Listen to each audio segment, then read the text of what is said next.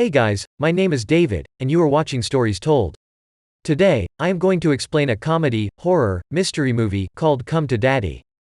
Please be aware, the video contains spoilers. Norval, a privileged musician with a spectacular mustache, gets off the bus in the middle of nowhere. He follows a trail through the woods which leads him to a beach. The wind blows his hat off, and he is just far too lazy to get it. He pulls out a hand-drawn map that leads him to his desired location. A secluded cabin overlooking the coast. He knocks on the door and his father, Brian, opens it. He explains that he has got his letter and he came to see him. Brian seems confused at first, but he realizes it's really his son, and hugs him. He explains that he thought he's never gonna see him again. He invites Norval in, to show him around the house. He says he likes it, but his father doesn't believe him. Brian asks when was the last time he has seen him, but they don't know the exact time, just that it was a long time ago. Norval starts packing out, but Brian interrupts him to take a selfie with him, to have something to show for his mom when she gets home. He takes out his limited edition gold phone, which was designed by Lord herself. His father is obviously not satisfied with the way he holds the phone, so he decides to take the matters into his own hands. He somehow manages to drops it backward. The phone hits the rocks and then sinks in the water. Norval says that there are only 20 of those phones in the entire world. Brian shrugs his shoulder and says that there are only 19 now. They are making dinner in the kitchen and Brian asks about Norval's mother. He says that they are living together and explains that she is not feeling so well lately. His father asks him a few really awkward questions about his living situation, and tries to shame him because of it. He asks if they share the same bed as well and slams the cleaver into the meat aggressively. Norval tells him that they obviously don't share the same bed, and his father just laughs it off. At the dinner table, Norval refuses his father's offer to drink wine with him. Brian seems really irritated about this. Norval explains to him that he had alcohol dependency issues in the past, but just as a textbook boomer as Brian is, he isn't willing to understand it. Norval also explains that he has almost taken his own life because of this issue, and shows him the scars on his wrist. Brian doesn't even reply and pours a glass of wine and raises it for his son. He even tempts him. After dinner, they put on some music on the record player. Norval asks about his father's occupation, because he doesn't know anything about him. They sit in front of a nice fireplace, and his dad continues to drink. He says that he used to be a limousine driver. An award-winning limo, in fact. Norval says that he's in the music business, and he is some kind of a big shot even. He cannot be pigeonholed as he does all kinds of stuff, like producing blazing beats and promoting events. He says that he is close to like Kendrick Lamar and Chance the Rapper. His father isn't really impressed by this as he hasn't heard any of these names before, and asks him to mention somebody that he does know. Norval tells him that he got discovered by Elton John, when he was a DJ in a nightclub. They even signed an exclusive record deal the very same night. He is a good friend of Elton John, and calls him on his original name, Reginald. Brian tries really hard to care, with a big fake smile on his face. His father mentions that he used to be good friends with Reginald, as he was his limo driver for a decade. They became very close friends. He's struck with the brilliant idea of calling him in the middle of the night. Norval's not very fond of this, as Reginald said never call him after 8. Brian dials the number anyway, but Norval begs him not to call him. He questions him if he really knows Elton John, then Norval admits he was lying about it the whole time. With a sinister laugh, Brian tells him that he doesn't know him either. Norval is brushing his teeth and Brian appears behind him. He explains that if he wants to impress him, he likes fighting stories. He then tells a story about a time when he kicked a guy's ear off and he could see into his skull. Norval's tossing and turning in his bed, and he decides to get a glass of water.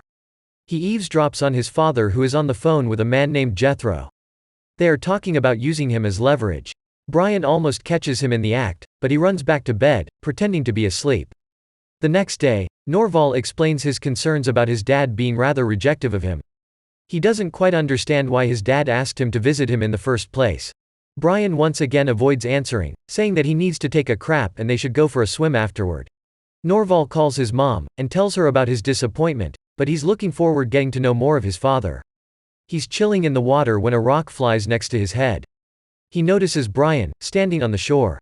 Then the scene jumps to Norval having a bath outside, overhearing his father talking about how he doesn't want to be a babysitter.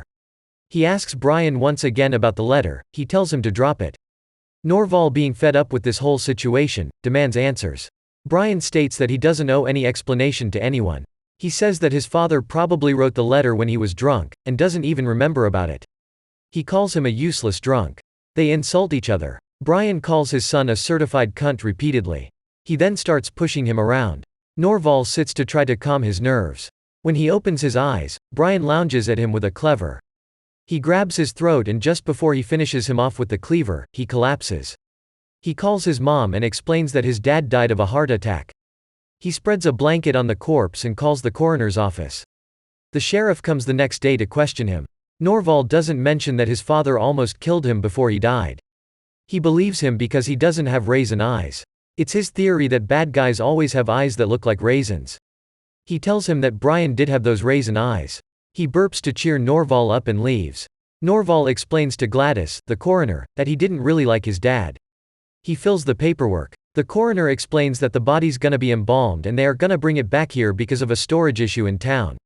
She remarks that he has big, beautiful blue eyes. Big and kind eyes. She gives him her business card and leaves.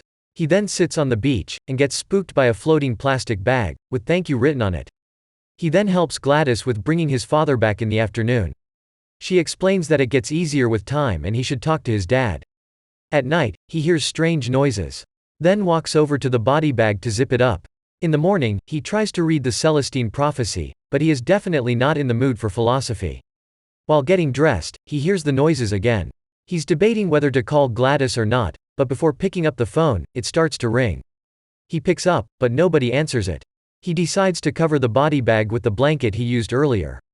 At night, he can hear the rustling noise again, and he shouts at it to shut up. The next day while pissing, he notices a man in the woods. He just can't take the pressure anymore and decides to get drunk. He calls Gladys in the middle of the night. He asks her to come over and explains to her that they have a connection. She refuses his fantastic offer and hangs up on him. He smashes the phone to the ground, and the noise answers within the same rhythm. He opens the body bag and questions the corpse if he's the one playing this game on him. He insults him for being a coward and other stuff. He lays down next to the body bag and falls asleep. The next day, he notices a hidden trapdoor in the wall. He opens it and finds a photo album in it. It contains several pictures of his dad who doesn't look much like the guy in the body bag. He compares it with the corpse, but he hears the rustling noise once again. He finally decides to investigate it. It's coming from below. He finds an iron hatch in the living room under the rug. He climbs down the ladder with a flashlight. He comes across a man really badly beaten, and he seems to know him. They hear somebody talking upstairs and the guy orders him to close the hatch, and so he does.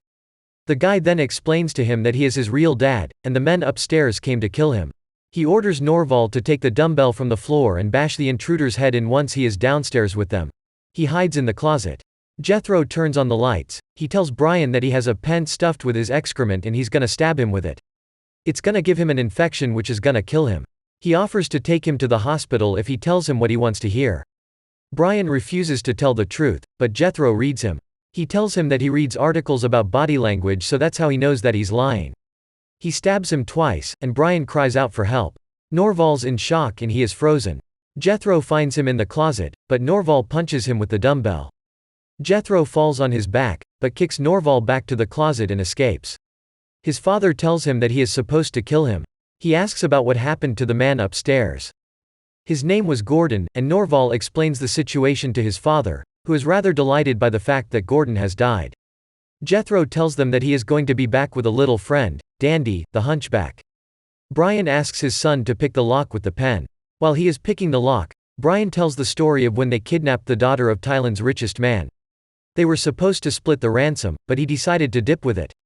He already spent all of the money on his son and wife. Norval never thought about growing up in a Beverly Hills mansion with an unemployed mother before. This shocks him, but to lighten the tension, his father asks him to dislocate his thumb to escape the handcuffs. He still can't pull his hand out, so he asks Norval to dislocate his index finger as well. After all this madness, they notice that they can simply unhook the chain from the wall. Brian asks him to carry him, as they need to escape before the other two come back. His father's ear was kicked off by Gordon.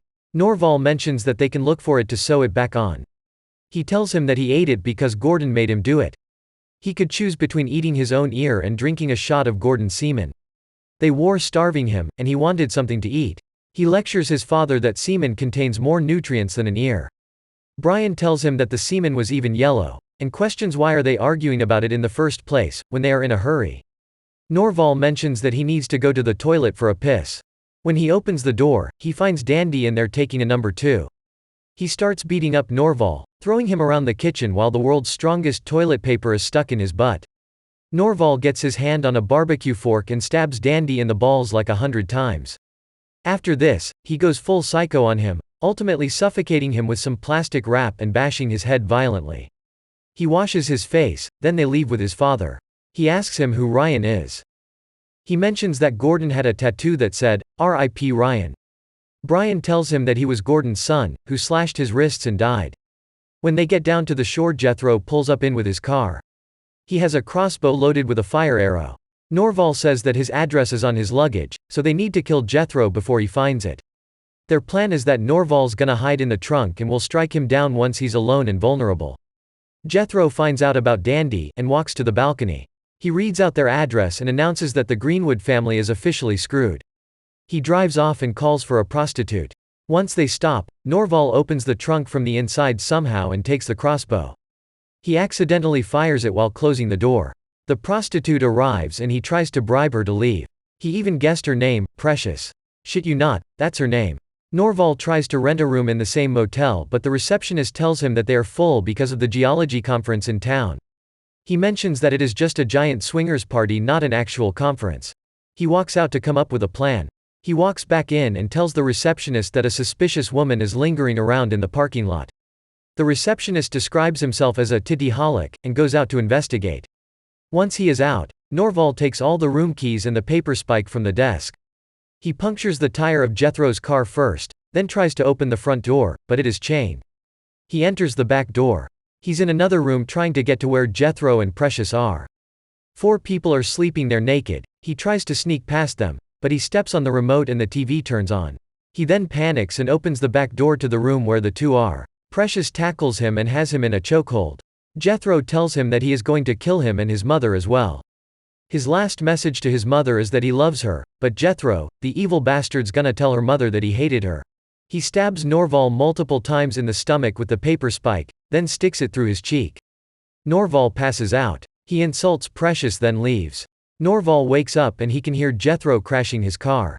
He notices him walking down the street with a serious head injury. Jethro explains to him that Norval's mother was a prostitute and he once slept with her, but lost his erection due to the fact that she looked like David Hasseltine from certain angles. Norval takes out the paper iron from his cheek and carefully sticks it in Jethro's brain. He walks down to the shore and lays down next to his dad. He tells his dad how he didn't let her mother get over his dad. He drove away every man that tried to approach her. They both close their eyes and with a flashback from Norval's youth, the movie ends. Thank you for watching. If you enjoyed this video, please leave a like and subscribe. Thanks.